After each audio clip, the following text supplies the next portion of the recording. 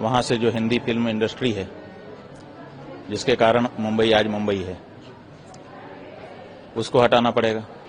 दूसरे देशों में जब कोई व्यक्ति यात्रा करने के लिए जाता है, लोग आकर के भी बताते हैं, तो वहाँ के लोग कुछ हिंदी जानते रहते हैं। वो कहते हैं आप कैसे जानते हो? वो कहते हैं हम हिंदी मूवी देखते हैं। हिंदी बेल्ट से उतना हिंदी का प्रचार नहीं हुआ है जितना महाराष्ट्र के फिल्म जगत से हिंदी का प्रचार हुआ है। ये उनका अपना विचार है और ये भारत देश में सबको अपना विचार प्रकट करने की स्वतंत्रता है।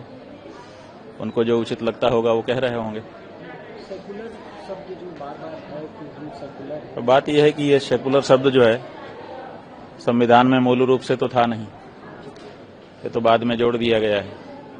इसीलिए भारत के संविधान की प्रकृति के साथ ये मेल नहीं खा रहा है और बार बार इस बारे में बात उठती रहती है।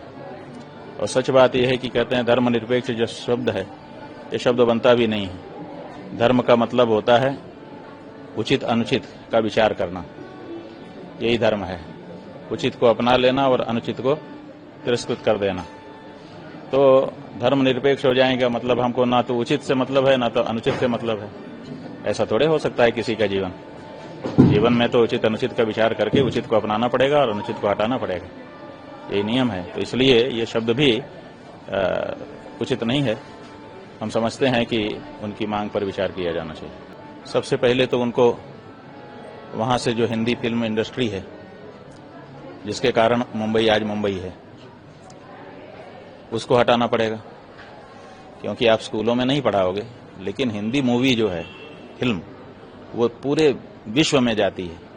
और हम लोगों ने सोशल मीडिया में देखा है कि दूसरे देशों में जब कोई व्यक्ति यात्रा करने के लिए जाता है, लोग आकर के भी बताते हैं, तो वहाँ के लोग कुछ हिंदी जानते रहते हैं। वो कहते हैं आप कैसे जानते हो? वो कहते हैं हम हिंदी मूवी देखते हैं।